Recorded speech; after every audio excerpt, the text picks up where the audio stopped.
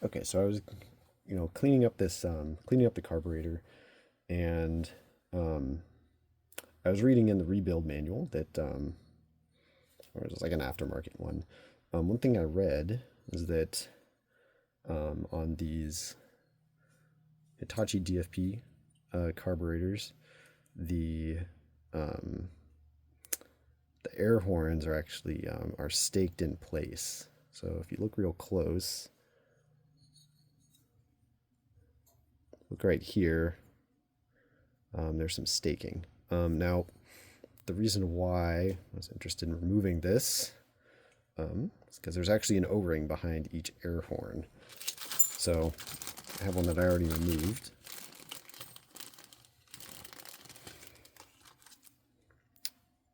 You can see here, there's actually an O-ring, and the rebuild kit contains one for each air horn. So, this is another possibility. You get an air leak from here. I've heard that I've heard that these are maybe not removable. But I was like, you know what? Let me give it a shot, see what happens. I originally tried to remove the staking, or not. I originally tried to let's see. I tried to get something the in between the air horn and the carburetor body to kind of like push the staking out of the way, but that really wasn't working. Instead, what I ended up doing was tapping the tapping sort of. So this is the side with the staking, right? So it's staked up here. So from the underside, there's a little bit of space to get like a punch. And this aluminum is really soft, so I was like, okay, maybe I can just kind of like push it out. And that seemed to have been pretty successful. I think I was reasonably gentle with it. So yeah, that gives me access to this O-ring. Anyway, I have one that I have not taken out yet. This is probably the harder one because it's smaller. I could use a slightly smaller punch, but we're going to try it, see if we can get it out.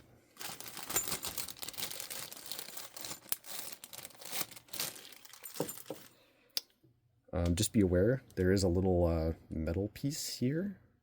Kind of looks like a shim. I guess that's what it might be. I guess it's set from the factory so that I guess the air horn is like wedged in there and shouldn't move back and forth. I don't know. Just watch out. That piece will fall out. Don't lose it, I guess. Yeah, so we're going to give it a try.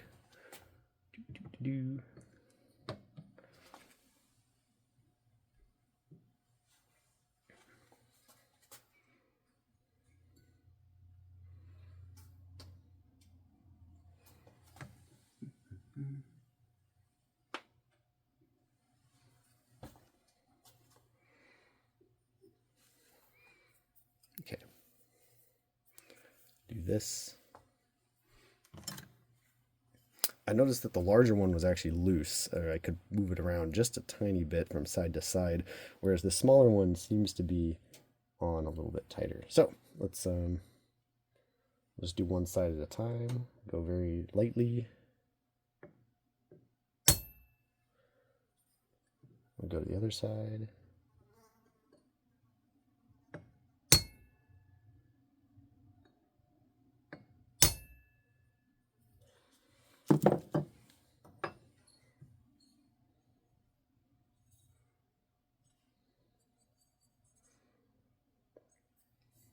Yeah, so this side is no longer flush with the bottom, but that makes sense because this side is not staked in place. This side, however, this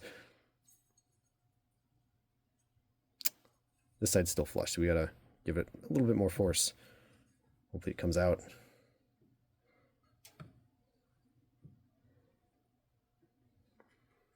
I just have some like plastic jaws here so I don't scratch up the sealing surface on the top part of the carburetor. There's also some little jets here that stick out the top, so watch out. Try not to hurt those. Okay.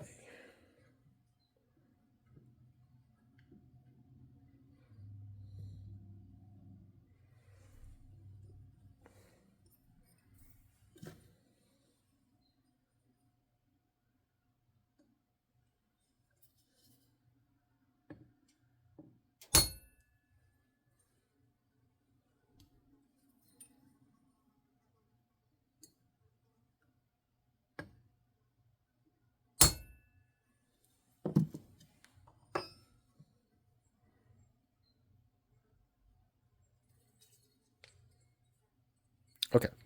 Okay, this is good. Yes, yes, yes. We're making progress. It's no longer flush. Let's see if I can. It's barely sticking up. So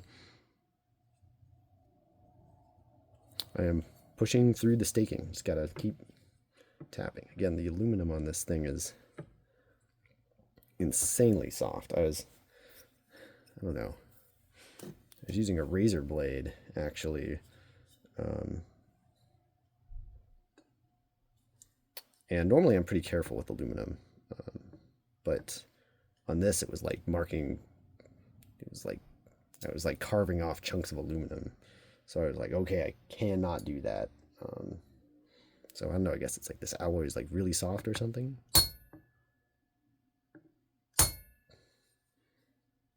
Yeah. Oh yeah, okay. So this one's also, with the other one, I kind of had to go back and forth a little bit to get it to come out square. But this one seems like both sides are coming out. Seems like the other side just sort of like coming out with one side. So I'm just gonna keep going here, making progress.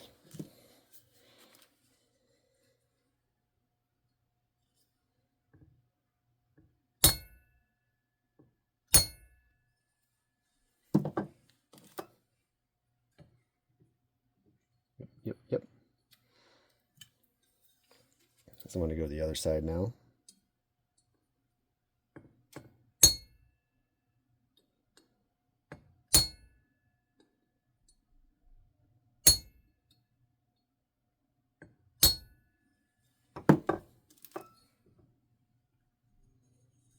Yeah.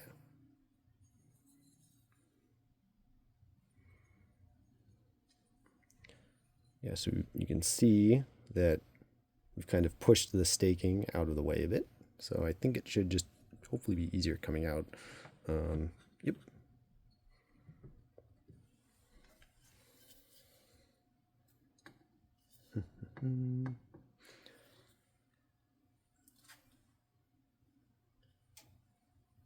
Again, I'm trying to be really careful not to damage the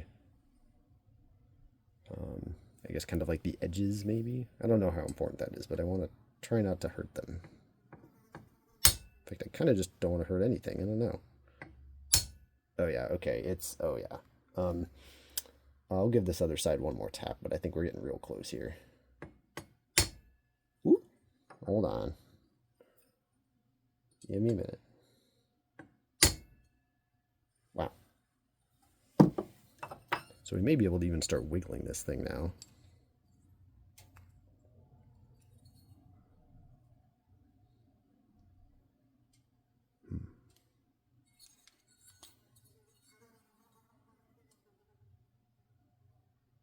I'm going to go for this side a little bit. You can see that I've created a gap. So this side is out too far. I got to go to this side. Okay, let's go. I'm in.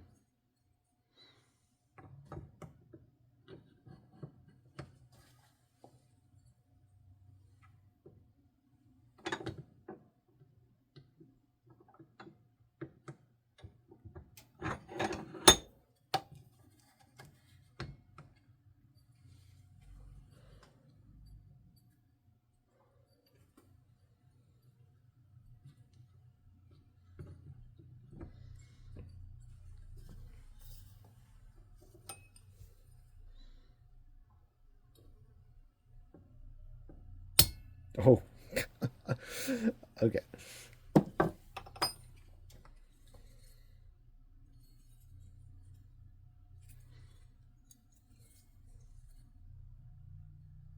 Okay, yeah, now it's kind of wiggling. I'm not really sure how. Okay.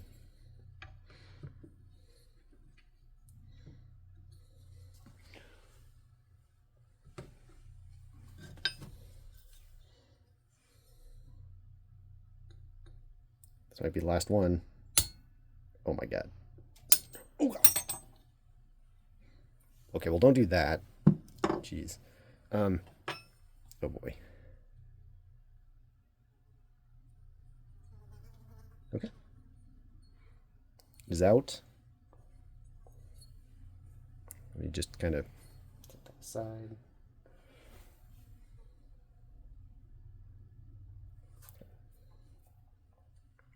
We have our shim.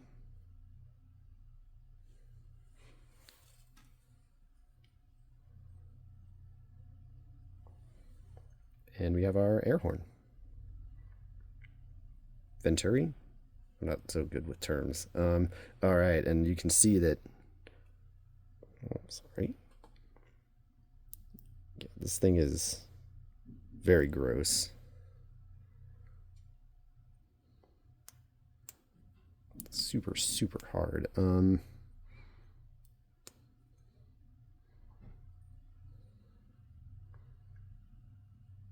It's also just a lot of junk around it too. So anyway, yeah, you could get an air leak from here, and then you might not get as much fuel into your car as you think you should, or something, baby. Also, let me put these away. I'm not sure if these shims are the same thickness either, so probably measure them, maybe see if they're different. I don't have a set of calipers handy at the moment. I'll do it later, but I guess as long as these things kind of fit tightly in the carb body, that's probably all right. So just make sure I've got two. Okay, so another thing that's nice about doing this is this now gives me access to the emulsion tubes on the backside. So I don't know if you can see, but so this is the emulsion tube. I've tried to get this thing out unsuccessfully. I have absolutely no idea. I think it's probably pressed in kind of like some of these other parts around the carburetor, but now you can see it's like a nice wide hole here. So if there's any junk in the emulsion tube now, we can get it out pretty easily, or we can just inspect it. Which again, this one's in great shape. The other one, however, is a little bit grody. Let me see if I can, let's get a flashlight, see if I can, oh my.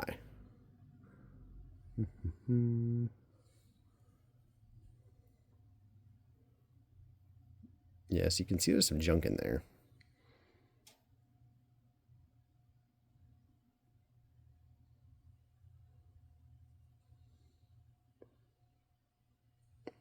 The secondary, however, you can see is like totally spotless. There's like nothing in there. The primary is kind of gross. So normally you'd want to probably try and take that out, but again, for this carburetor, I really don't know if that's possible.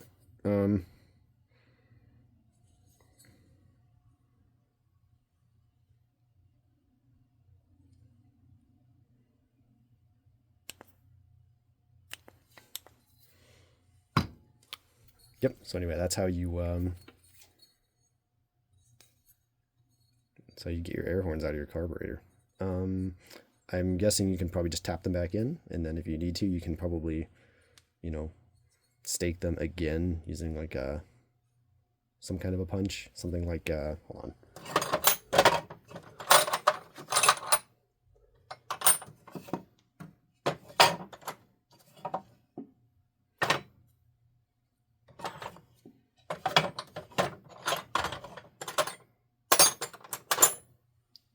Yeah, I don't know, maybe something like this. Maybe this would work.